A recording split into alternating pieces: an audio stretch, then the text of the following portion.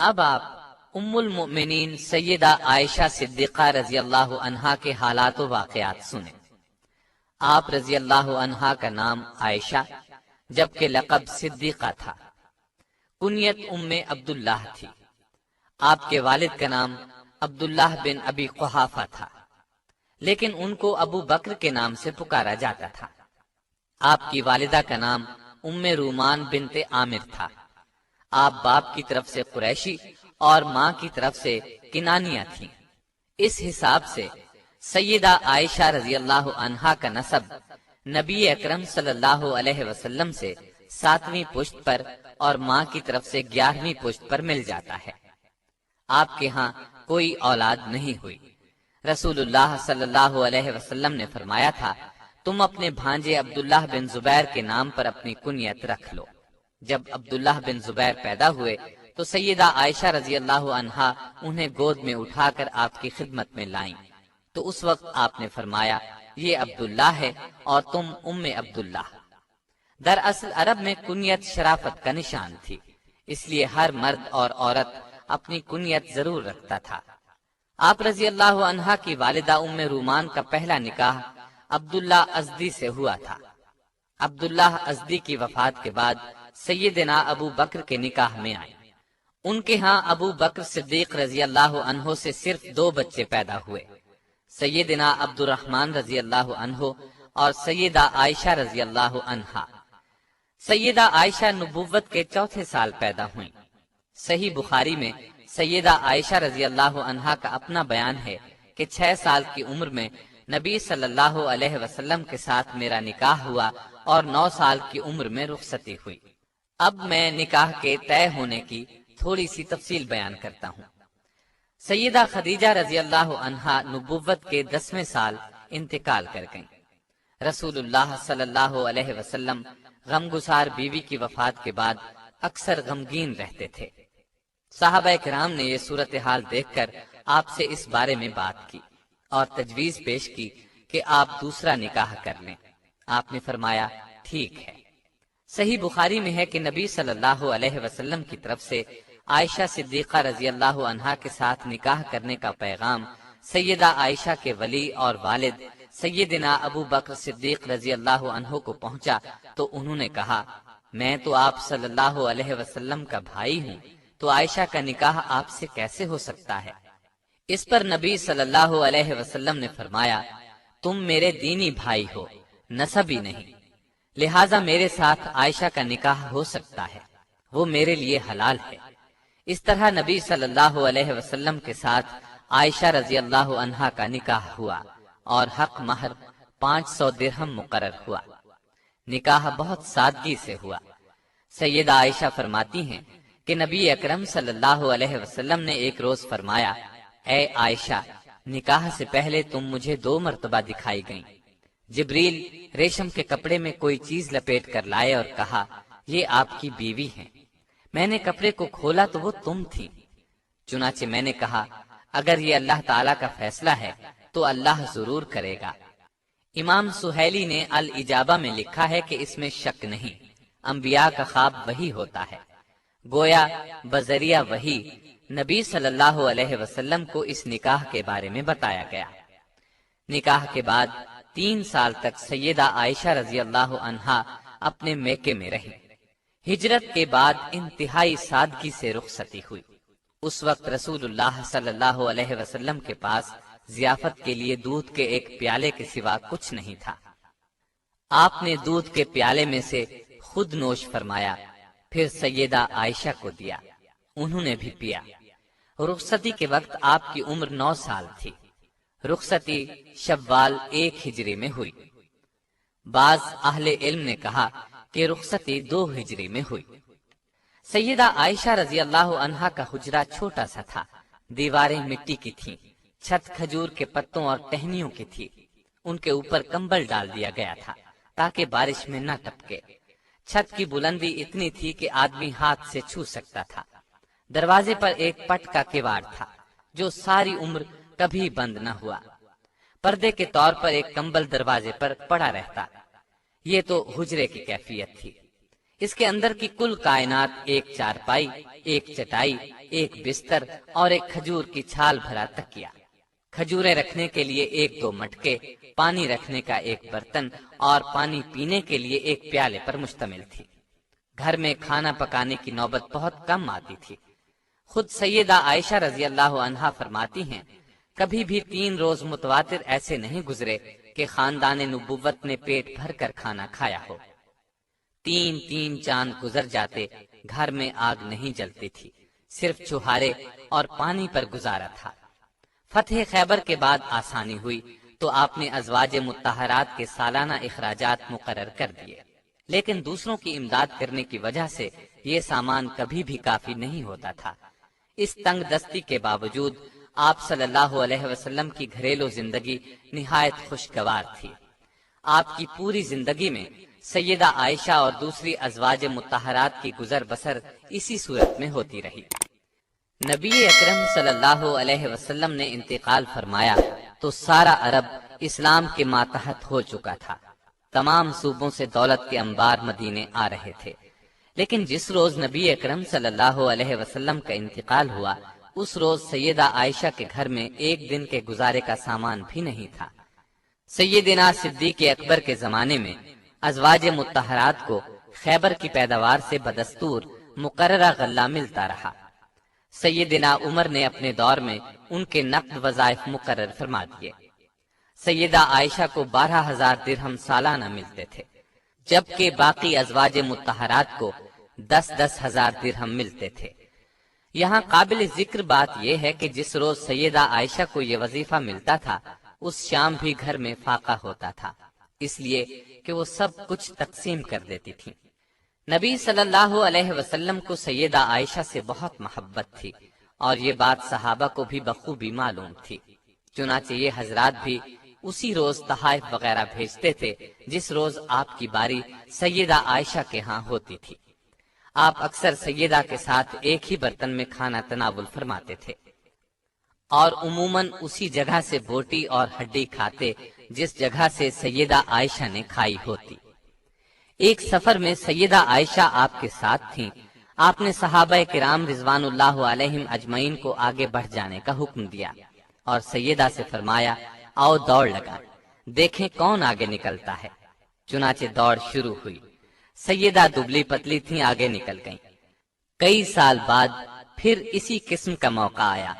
آپ نے فرمایا، آؤ دوڑ لگائیں۔ اس وقت تک سیدہ بھاری بھرکم ہو گئی تھیں۔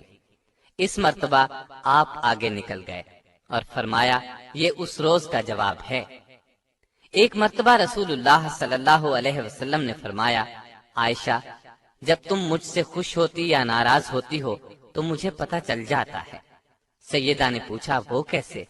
آپ نے فرمایا، ناراض ہوتی ہو تو کہتی ہو ابراہیم کے رب کی قسم، خوش ہوتی ہو تو کہتی ہو محمد کے رب کی قسم۔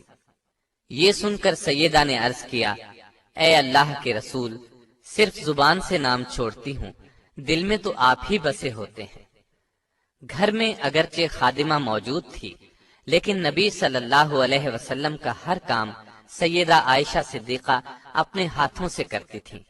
آٹا خود پیستی تھیں، خود گوندتی تھیں، کھانا خود پکاتی تھیں، آپ کا بستر اپنے ہاتھ سے بچھاتی تھیں، وضو کا پانی خود لا کر دیتی تھیں، قربانی کے اونٹوں کا قلادہ خود بڑھتی تھیں، آپ صلی اللہ علیہ وسلم کے سر میں کنگھی خود کرتی تھیں، کپڑے خود دھوتی تھیں، اور سوتے وقت مسواک اور پانی آپ کے سرہانے خود رکھتی تھیں۔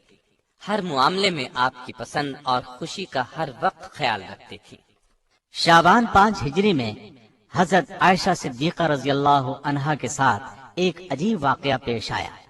اس واقعے نے نہ صرف آپ کی بلکہ خود رسول اللہ صلی اللہ علیہ وسلم کی زندگی مبارک میں بھی ہلچل مچا دی۔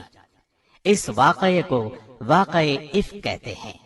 یہ واقعہ صحیح بخاری اور دوسری کتب احادیث میں بھی موجود ہے۔ شعبان 5 ہجری میں نبی اکرم صلی اللہ علیہ وسلم نے غزوہ بنی مستلق کے لیے سفر کی تیاری کی۔ صحابہ رضی اللہ عنہم کی ایک اچھی بھلی تعداد آپ کے ساتھ تھی۔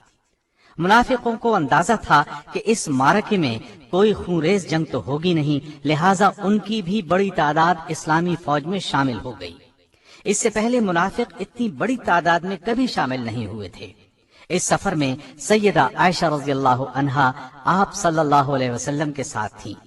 चलते वक्त आपने अपनी बड़ी बहन सैयदा अस्मा रज़ियल्लाहु अन्हा का हार पहनने के लिए मांग लिया।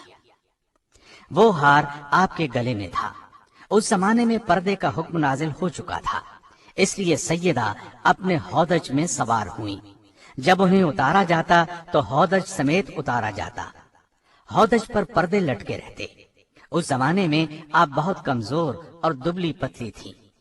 चुनाचे हौदज उठाने वालों को कुछ महसूस नहीं होता था कि सैयदा उसमें सवार भी हैं या नहीं। ग़ज़वा बनी मुस्तलिक से वापसी पर मदीने के करीब एक मकाम पर नबी अकरम सल्लल्लाहु अलैहि वसल्लम ने क़याम फरमाया। रात के पिछले पहर काफिले को रवानगी का हुक्म पहले ही दे दिया गया था, लेकिन सैयदा को इस हुक्म का इल्म नहीं था। काफिले की रवानगी से कुछ देर पहले सैयदा अपने हौदज से निकलकर क़ज़ाए हाजत के लिए काफिले से दूर निकलकर आड़ में चली गईं। फारिग होकर लौटी तो गले पर हाथ लगा, देखा तो हार नहीं था। बहुत घबराई और वहीं वापस जाकर हार तलाश करने लगी।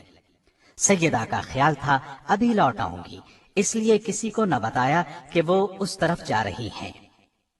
उधर काफिला चूंकि रवानगी के लिए तैयार था, इसलिए खादिमों ने ख्याल किया कि सैयदा अपने हौदज में हैं। उन्होंने हौदज को ऊंट पर रखा और कूच किया।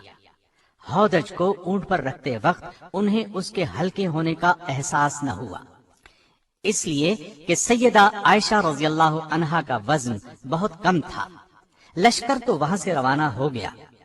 इधर उन्हें हार मिल गया। ये हार लेकर लौटी तो लश्कर वहां से जा चुका था। बहुत परेशान हुई। फिर ख्याल फरमाया कि जब रसूलुल्लाह सल्लल्लाहु अलैहि वसल्लम अगले मकाम पर पहुंचकर मुझे नहीं पाएंगे तो फिर मेरी तलाश में आदमी भेजेंगे। चुनाचे आप उसी जगह चादर ओढ़कर लेट गईं और उन्हें नींद ने आ लिया। सहाबी रसूल सफवान बिन मुअत्तल सुलमी रज़ियल्लाहु अन्हु फौज की गिरी पड़ी चीजों को उठाने के लिए लश्कर के पीछे रहते थे। सुबह के वक्त वो उस जगह पहुंचे जहां लश्कर ने रात को पड़ाव किया था। उस जगह पहुंचते ही अचानक उनकी नजर सैयदा आयशा रज़ियल्लाहु अन्हा पर पड़ी। देखते ही उन्होंने आपको पहचान लिया, इसलिए कि पर्दे के हुक्म से पहले उन्होंने सैयदा को देखा हुआ था। देखते ही उन्होंने इन्ना लिल्लाहि व इन्ना इलैहि राजिऊन पढ़ा। उनकी आवाज सुनकर सैयदा की आंख खुल गई। उन्होंने अपना मुंह फौरन चादर में छुपा लिया। सैयदा आयशा खुद फरमाती हैं, अल्लाह की कसम, सफवान ने मुझसे बात की, न उनकी जबान से सिवाय इन्ना लिल्लाह के कोई और कलेमा सुना। सैयदना सफवान रज़ियल्लाहु अन्हु ने अपना ऊंट सैयदा के करीब बिठा दिया। ऊंट सामने करके सफवान खुद पीछे हट गए। सैयदा ऊंट पर सवार हो गई तो सफवान मुहार पकड़कर अगली मंजिल की तरफ रवाना हो गए और दोपहर के वक्त इस्लामी लश्कर में जा पहुंचे। ये एक बिल्कुल मामूली वाकया था और सफर में अक्सर ऐसा होता रहता था, लेकिन लश्कर में मुनाफिकीन भी मौजूद थे। वो भला ये मौका हाथ से क्यों जाने देते। उन्होंने सैयदा आयशा रज़ियल्लाहु अन्हा पर बददामनी का इल्जाम लगा दिया, गोया अब वो पाक दामन नहीं रही। नऊज़ु बिल्लाह। मदीना तैयबा पहुंचकर सैयदा बीमार हो गई। 1 महीना बीमारी में गुजर गया, लेकिन मुनाफिकीन ने इस अरसे में इस वाकया को खूब हवा दी। नेक दिल मुसलमानों ने इस अफवाह को सुनते ही कानों को हाथ लगाए और कहा, सुभान अल्लाह, इतना बड़ा इल्जाम। अब्दुल्ला बिन उबई और दूसरे मुनाफिकीन के अलावा इस साजिश में 3 मुसलमान हस्सान बिन साबित, हमना बिन्त जहश और मिस्ता शामिल थे। उम्मे मिस्ता सैयदा आयशा की मामूजाद बहन थी। उनका बेटा मिस्ता इस मामले में पेश था। ये मुनाफिकों के प्रोपेगंडे का शिकार हो गए, बदगुमान हो गए। सैयदा के खिलाफ मदीने में जो तूफान उठाया गया, सैयदा आयशा को इस बारे में कतन कोई इल्म न था। वो तो मदीने पहुंचते ही बीमार हो गई थी और 1 माह तक बीमार रहीं। لیکن اس دوران میں رسول اللہ صلی اللہ علیہ وسلم کا آپ سے وہ سلوک نہیں رہا تھا۔ پہلے جب آپ بیمار ہوتی تو رسول اللہ صلی اللہ علیہ وسلم سیدہ عائشہ رضی اللہ عنہا کی دلجوئی کرتے اور ہر وقت خیال رکھتے تھے، لیکن اس دفعہ صورتحال اس سے مختلف تھی۔ آپ صلی اللہ علیہ وسلم آ کر حال پوچھتے اور چلے جاتے۔ اس بنا پر آپ بہت پریشان تھی اور یہ چیز آپ کی بیماری میں اضافہ کر رہی تھی، لیکن وجہ ان کی سمجھ میں نہیں آ رہی تھی۔ سیدہ عائشہ رضی اللہ عنہا خود فرماتی ہیں، ایک دن میں اور ام مستح قضائے حاجت کے لیے جنگل کی طرف جا رہی تھی کہ راستے میں ام مستح کو ٹھوکر لگی۔ ٹھوکر لگنے پر انہوں نے اپنے بیٹے کو بد دعا دی۔ میں نے ان سے کہا، تم ایسے شخص کو کیوں بد دعا دیتی ہو جو بدر میں شریک ہوا؟ ام مستح نے کہا، اے بھولی بھالی، تمہیں اس قصے کی خبر نہیں؟ میں نے حیران ہو کر پوچھا، کون سا قصہ؟ تب ام مستح نے سارا قصہ کہہ سنایا۔ یہ سنتے ہی میرے پاؤں تلے سے زمین نکل گئی، مرض میں اور شدت آ گئی، لرزہ طاری ہو گیا، اس قدر صدمہ ہوا کہ جی چاہا کسی کنویں میں گر جاؤں۔ جب نبی کریم صلی اللہ علیہ وسلم تشریف لائے تو میں نے آپ سے اپنے والدین کے ہاں جانے کی اجازت چاہی تاکہ ان کے ذریعے سے تحقیق کروں۔ آپ صلی اللہ علیہ وسلم نے اجازت دے دی۔ میں والدین کے گھر آ گئی، اپنی ماں سے پوچھا، کیا آپ کو معلوم ہے لوگ میرے بارے میں کیا کہتے ہیں؟ ماں نے کہا، بیٹی تو رنج نہ کر، دنیا کا تو یہی طریقہ ہے، جو عورت خوش شکل ہو، خوبصورت ہو، اپنے شوہر کے نزدیک بلند مرتبہ ہو، دنیا اس سے حسد کرتی ہے، حسد کرنے والی عورتیں اس کے پیچھے پڑ جاتی ہیں۔ میں نے پوچھا، کیا میرے باپ کو بھی اس بات کا علم ہے؟ بولی ہاں۔ میں نے پوچھا، رسول اللہ صلی اللہ علیہ وسلم کو بھی علم ہے؟ ماں نے جواب دیا، ہاں۔ اس پر میں نے کہا، اے ماں، لوگوں میں اس بات کا چرچا ہے اور آپ نے مجھ سے ذکر تک نہیں کیا۔ یہ کہہ کر میں رونے لگی، آنکھوں سے آنسو ابل پڑے۔ سیدنا ابو بکر رضی اللہ عنہ قرآن کی تلاوت کر رہے تھے، میرے رونے کی آواز سن کر آ گئے، وہ بھی رونے لگے اور میں تمام رات آنسو بہاتی رہی۔ سیدہ عائشہ رضی اللہ عنہا فرماتی ہیں کہ اس واقعے سے مجھے اس قدر بخار ہوا کہ میری والدہ نے گھر کے تمام کپڑے مجھ پر ڈال دیے۔ اگرچہ سیدہ عائشہ رضی اللہ عنہا کی بے گناہی واضح تھی، لیکن شریر لوگوں کے اس الزام سے رسول اللہ صلی اللہ علیہ وسلم بہت بے چین تھے۔ ادھر وحی کے نزول میں دیر ہوئی تو آپ صلی اللہ علیہ وسلم نے صحابہ سے مشورہ کیا، مشاورت میں بہت سی رائیں سامنے آئیں، اسی عالم میں صبح ہو گئی۔ سیدہ فرماتی ہیں کہ میرے والدین برابر میرے پاس بیٹھے رو رہے تھے، ایسے میں ایک انصاری عورت آ گئی، مجھے روتے دیکھ کر وہ بھی رونے لگی۔ ہم اسی حالت میں تھے کہ رسول اللہ صلی اللہ علیہ وسلم تشریف لے آئے اور سلام کر کے میرے قریب بیٹھ گئے۔ جب سے یہ واقعہ ہوا تھا، آپ صلی اللہ علیہ وسلم اس وقت سے میرے پاس آ کر نہیں بیٹھے تھے۔ وحی کے انتظار میں ایک ماہ گزر گیا تھا۔ نزدیک بیٹھنے کے بعد رسول اللہ صلی اللہ علیہ وسلم نے فرمایا، اے عائشہ، مجھے تیری بابت ایسی ایسی خبر پہنچی ہے، اگر تو اس جرم سے بری ہے تو بہت جلد اللہ تعالیٰ اس سے تجھے بری کر دے گا، اور اگر تو نے کسی گناہ کا ارتکاب کیا ہے تو اللہ سے توبہ استغفار کر لے، اس لیے کہ بندہ جب اپنے گناہ کا اقرار کرتا ہے اور اللہ کی طرف رجوع کرتا ہے تو اللہ اس کی توبہ قبول کرتا ہے۔ سیدہ فرماتی ہیں، جب رسول اللہ صلی اللہ علیہ وسلم نے اپنی یہ بات ختم کی تو میں نے جواب دیا، اللہ کی قسم، میں اس چیز سے کبھی توبہ نہیں کروں گی جس کا الزام یہ لوگ مجھے دیتے ہیں۔ میں تو وہی کہوں گی جو یوسف علیہ السلام کے والد نے کہا تھا۔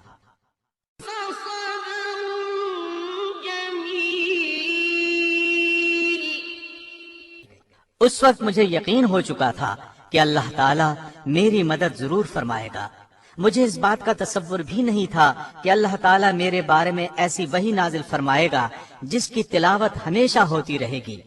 رسول اللہ صلی اللہ علیہ وسلم ابھی اپنی جگہ سے اٹھے نہیں تھے کہ اچانک وحی کے آثار نمودار ہوئے۔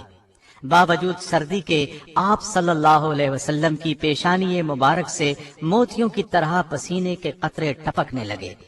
جو ہی وحی کا نزول ختم ہوا، آپ صلی اللہ علیہ وسلم کا چہرہ انور مسرت اور خوشی سے چمک اٹھا۔ آپ نے مسکراتے ہوئے پیشانی سے پسینہ پونچھا، میری طرف متوجہ ہوئے اور پہلا کلمہ جو آپ صلی اللہ علیہ وسلم کی زبان مبارک سے نکلا وہ یہ تھا: عائشہ، تمہیں خوشخبری ہو، بے شک اللہ تعالیٰ نے تمہاری برات نازل کی ہے۔ یہ سنتے ہی میری والدہ نے کہا، عائشہ اٹھو، اپنے خاوند کا شکریہ ادا کرو۔ اس پر میں نے کہا، میں اپنے اللہ کا شکر ادا کروں گی جس نے میری برات نازل فرمائی، میں کسی اور کی ممنون نہیں۔ اس کے بعد نبی کریم صلی اللہ علیہ وسلم نے فرمایا، اللہ تعالیٰ نے تمہاری برات میں یہ آیات نازل فرمائی ہیں: تحقیق جو لوگ یہ بہت بڑا طوفان باندھ لائے ہیں یہ بھی تم ہی میں سے ایک جماعت ہے، تم اسے اپنے لیے برا نہ سمجھو بلکہ یہ تو تمہارے حق میں بہتر ہے۔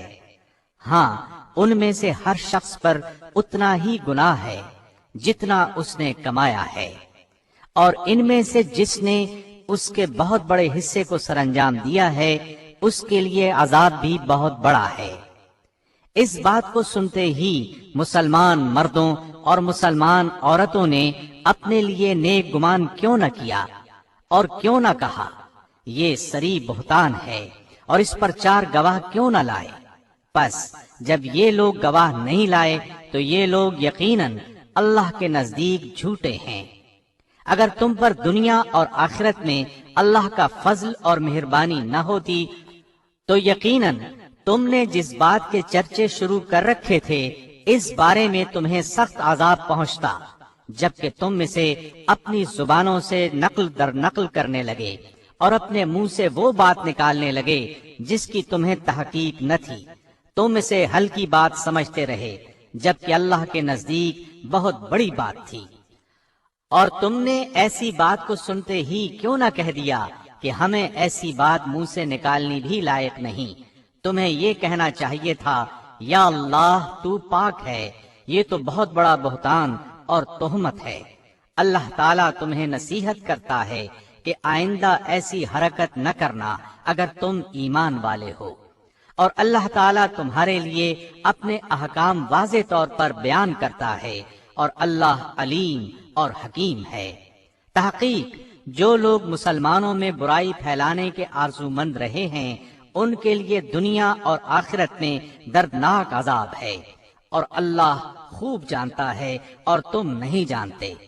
اور اگر تم پر اللہ کا فضل اور رحم نہ ہوتا تو تم تباہ ہو جاتے، بے شک اللہ شفقت کرنے والا اور رحیم ہے۔ جو ہی نبی کریم صلی اللہ علیہ وسلم یہ آیات تلاوت کر کے فارغ ہوئے، سیدنا ابو بکر رضی اللہ عنہ اٹھے اور سیدہ عائشہ رضی اللہ عنہا کی پیشانی کو چوم لیا۔ اس کے بعد آپ صلی اللہ علیہ وسلم مسجد میں تشریف لائے اور مجمع عام میں ان آیات کی تلاوت فرمائی۔ پھر ان 3 حضرات مصطح بن اساسہ، حسان بن ثابت اور حمنہ بنت جحش رضی اللہ عنہم پر حد قذف جاری کی۔ 80 درے مارے گئے جو اپنی سادہ لوہی کی بنا پر منافقین کے دھوکے میں آ گئے تھے۔ ان لوگوں نے اپنی غلطی سے توبہ کی، اور عبداللہ بن ابی کے بارے میں مشہور قول یہ ہے کہ اس پر حد جاری نہیں کی گئی، اس لیے کہ وہ منافق تھا۔ سیدہ رضی اللہ عنہا کی شان میں نازل ہونے والی آیات نے ان کی عزت اور عظمت کو 4 چاند لگا دیے، اور منافقوں کا منہ کالا ہوا۔ نزول وحی میں جو 1 ماہ کی دیر ہوئی اس میں حکمت یہ بیان کی جاتی ہے کہ سیدہ کو یقین ہو جائے کہ اللہ کے سوا کسی سے امید وابستہ نہیں رکھی جا سکتی۔ ان آیات اور روایات سے ایک بات یہ ثابت ہوتی ہے کہ علم غیب سوائے اللہ کے اور کسی کو نہیں، اس لیے کہ نبی کریم صلی اللہ علیہ وسلم 1 ماہ سے زائد عرصہ اس سلسلے میں پریشان رہے جب تک اللہ تعالیٰ نے نہ بتایا، حقیقت کا پتہ نہ چلا۔ ایک اور سفر میں سیدہ آپ کے ساتھ تھی۔ سیدہ کے گلے میں ہار تھا۔ قافلہ واپس ہو کر مقام جیش پہنچا تو ہار ٹوٹ کر گر گیا۔ سیدہ نے فوراً آپ صلی اللہ علیہ وسلم کو اطلاع دی۔ صبح قریب تھی۔ آپ نے قافلے کو پڑاؤ کا حکم دیا۔ ایک شخص کو ہار کی تلاش میں بھیجا۔ جہاں پڑاؤ ڈالا گیا وہاں پانی نہیں تھا۔ اتنے میں نماز کا وقت ہو گیا۔ لوگ ابو بکر صدیق کے پاس آئے اور بولے آپ کی بیٹی نے ہمیں مشکل میں ڈالا ہوا ہے۔ سیدنا ابو بکر عائشہ صدیقہ کے پاس آئے۔ نبی صلی اللہ علیہ وسلم ان کی گود میں سر رکھ کر آرام فرما رہے تھے۔ ابو بکر نے غصے سے فرمایا بیٹی ہر دفعہ تم ہی سب کے لیے مصیبت کا سبب بنتی ہو۔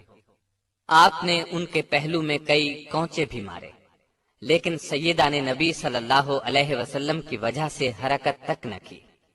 جب آپ بیدار ہوئے تو اللہ تعالی نے تیمم کی آیت نازل فرمائی۔ اس آیت میں مسلمانوں کو بتایا گیا کہ پانی نہ ملنے کی صورت میں تیمم کر کے نماز ادا کرو۔ یہ سہولت حاصل ہونے پر ابو بکر رضی اللہ عنہ کو خاص مسرت ہوئی۔ آپ نے 3 بار کہا بیٹی بلا شک تو بڑی مبارک ہے۔ صحابہ نے تیمم کر کے نماز ادا کی تو تمام صحابہ بے حد خوش ہوئے۔